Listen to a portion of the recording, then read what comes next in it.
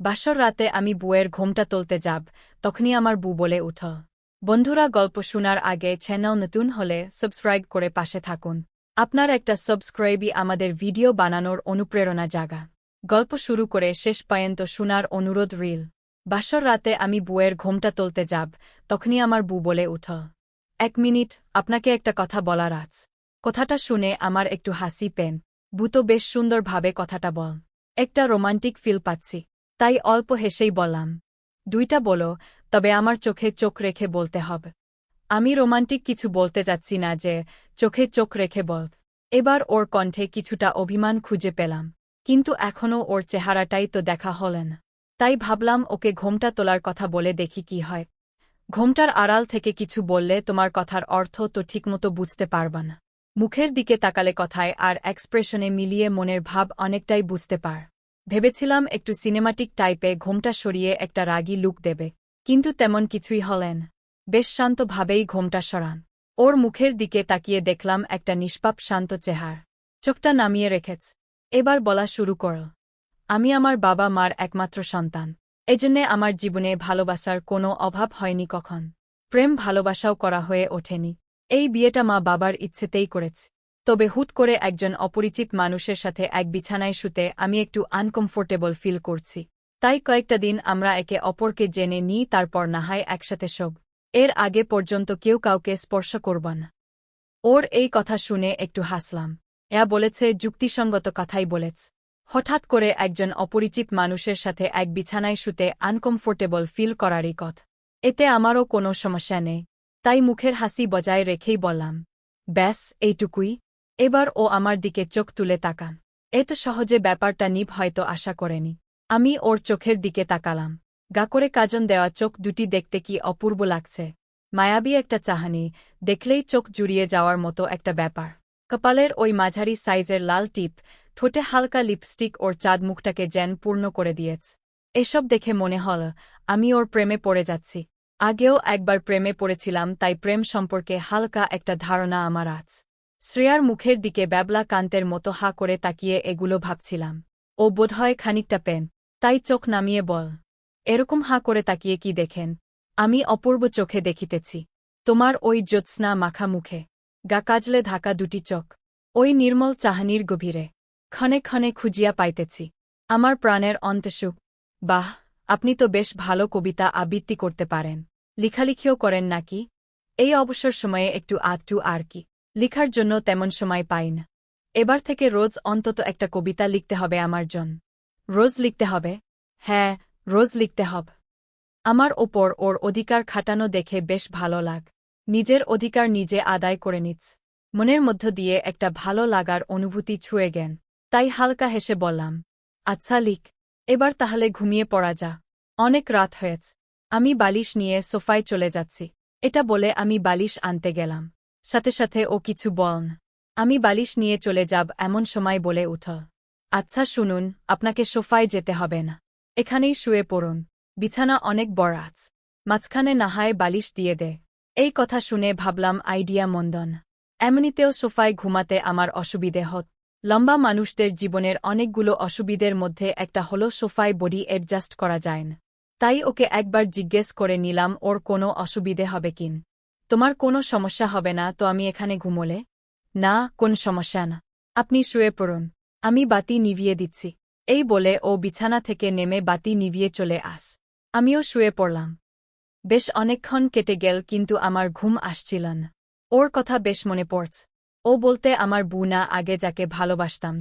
মেয়েটার নাম ছিল হি। হাসিখুশি চঞ্চল স্বভাবের একটা মেয়ে। আমরা ভার্সিটিতে একই ব্যাচে ছিলাম।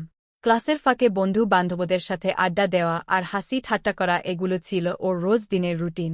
অন্যদিকে আমি ছিলাম ইন্ট্রোভার্ট টাইপের মানুষ। কারো সাথে মিশতাম না। সবার পেছনে বসে থাকতাম একা এক। 2-1 জন ছাড়া আমার সাথে কেউ কথা বলতেও আসত না। আমিও কাউকে ঘাটাতাম না, নিজের মতো চলতাম। হিয়া বসত মাঝামাঝি লেভেলের বেঞ্চ। আমি পেছন থেকে মাঝে মধ্যে দেখতাম ওরা কি করছে। ভালোই লাগত ওদের এইসব আচরণ দেখতে। এভাবেই বেশ চলছিল আমার দিনকান। কিন্তু একদিন একটা ঘটনার পর থেকে হিয়া নামের মেয়েটা আমার চিন্তাভাবনার কেন্দ্রবিন্দু হয়ে হয়েছে কি, সেদিন বোধহয় খুব বৃষ্টি ছিল। ক্লাসে বেশি কেউ আসেনি। 4টা ক্লাসের মধ্যে 2টা হয়েছে, বাকি 2টা হবে বলে মনে হচ্ছে না। স্যারও আসেননি, তাই আমি ব্যাগের ওপর মাথা রেখে জিমোচ্ছিলাম। কখন চোখ লেগে গেছে বুঝতে পারিনি। হঠাৎ মাথার সামনে ঠাস করে একটা শব্দ হল। শব্দ শুনেই ধরফর করে উঠে বসলাম। কি হয়েছে আসলে ব্যাপারটা বুঝতে আমার একটু সময় লাগ। ঘুম ভাঙার পর প্রথমে সামনে তাকিয়ে দেখলাম হিয়া আর আরও 2টা মেয়ে দাঁড়িয়ে খিলখিল করে হাসছে। ক্লাসে আর কেউই নেই। ওরা হাসছে বা ক্লাসে কেউ নেই এগুলা আমার কাছে সাধারণ বিষয় লাগ। আমার মাথার মধ্যে একটা কথাই ঘুরছিল যে শব্দটা হলো কিসের। তাই চারপাশে তাকাচ্ছিলাম। হঠাৎ চোখে পড়ল ফাটা বেলুনের একটা টুকর। ব্যাস আমার আর বুঝতে বাকি রিল না কি ঘটেছে। কিন্তু হিয়া এরকম করল কেন এটা আমার মাথায় ঢুকল না। ও তো কোনোদিন আমার দিকে তাকায় ওনি। আজ হঠাৎ এভাবে বেলুন ফাটিয়ে আমাকে জাগানোর মানে কি বুঝলাম না। তাই বোকার মতো ওদের দিকে তাকিয়ে রইলাম। আমার তাকানো দেখে হিয়া বল, ক্লাস আওয়ার তো শেষ, এখানেই কি রাত পার করে দেবে নাকি? আমি কি বলব বুঝতেছিলাম না। কখনো কোনো মেয়ের সাথে তেমন কথাও বলিনি, তাই কথার মাঝে কিছুটা তোতলানো চলে এল। না মা, মানে বাসায় যাবত। এই, তুমি তোতলা নাকি? আগে তো কখনো খেয়াল করিনি। তোতলা উপমাটা শুনে ভালো করে কথা বলার প্রিপারেশন নিলাম। একটু আত্মবিশ্বাস নিয়ে কণ্ঠা স্বাভাবিক রাখার চেষ্টা করে বললাম, না আসলে হঠাৎ চমকে ঘুম থেকে উঠেছি তো তাই এমন হয়েছে। আমি যে বেলুন ফাটিয়ে তোমার ঘুম ভাঙালাম আমার ওপর রাগ হচ্ছে না? আমি একটু মুচকি হেসে বললাম, রাগ হবে কেন? তুমি তো মজা করার জন্য এরকম করেছ।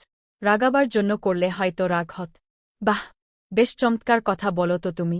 এরকম সুন্দর করে কথা বলতে পারো তাহলে সারাক্ষণ একা একা বসে থাকো কেন? এটা আসলে বেমানান লাগ। একা থাকতে ভালো লাগে তাই আর কি। আমি তো ভেবেছিলাম তুমি নির্স টাইপের মানুষ। একা একা থাকো, নিশ্চয়ই অনেক রাগী আর রোবট টাইপ। কিন্তু এখন তো মনে হচ্ছে তুমি অনেক প্রাণবন্ত আর ক্লাসি টাইপের কে। গুছিয়ে কথা বলো, সহজে রাগ ওঠেন। Impressive character. হা হা হা, ধন্যবাদ। আচ্ছা, কেউ তোমার সাথে যেচে কথা বলে না কেন? আমরা অপ্রয়োজনে কারো সাথে কথা বলি কখন? যখন ওই মানুষটার সাথে কথা বলার আগ্রহ থাক। আমার সাথে কথা বলার হয়তো কারোর আগ্রহ নেই। তাও তো ঠিক। আমিও আসলে তোমার সাথে কথা বলার জন্য বেলুন ফাটাইনি, জাস্ট তোমার রিয়েকশন দেখতে চাইছিলাম। আজ অবধি আর কেউ রিয়েকশন দেখতে চায়নি তাই হয়তো কথা বলা হয়নি, তাই না? তোমার সাথে যতই কথা বলছি ততই ইমপ্রেস হয়ে যাচ্ছি। এটা শুনে আমার বেশ হাসি পেন, তবে হাসলাম না। স্বাভাবিকভাবেই বললাম, ক্ষণিকের আগ্রহমাত, এর বেশি কিছু না। আচ্ছা ঠিক আছে আমি গেলাম, তুমিও বাসায় চলে যা। বাই। বাহ। ও চলে গেল আর আমিও বাসার দিকে রওনা দিলাম। ও আর কথা বাড়ায়নি কেন বাসায় আসার পথে ওই কথাই ভাবছিলাম। তবে হিয়ার কথা বলার ধরনটা ভালোই লাগ। দেখতেও মিষ্টি আর হাসিটাও সুন্দর। বাসায় আসার পরও ওর মুখটাই ভাসছিন। মানে বিষয়টা এমন যে ও আমার মাথার মধ্যে গেঁথে গেছে। মাথা থেকে কিছুতেই বের করতে পারছিলাম না। আগে কখনো আমার সাথে কোনো মেয়ে এভাবে কথা বলেনি, তাই একটা অদ্ভুত অনুভূতি হচ্ছিন। বেশ ভালোই লাগছিল ওর কথা ভাবতে। এরপর থেকে ভার্সিটিতে ক্লাসের ফাঁকে ওর দিকে তাকিয়ে থাকতাম। ওকে এই বিষয়টা কখনো সেভাবে বুঝতে দিইনি, তবে হালকা আঁচ করতে পারত মনে হয়। মাঝেমধ্যে হালকা কথাও হতো হিয়ার সাথ।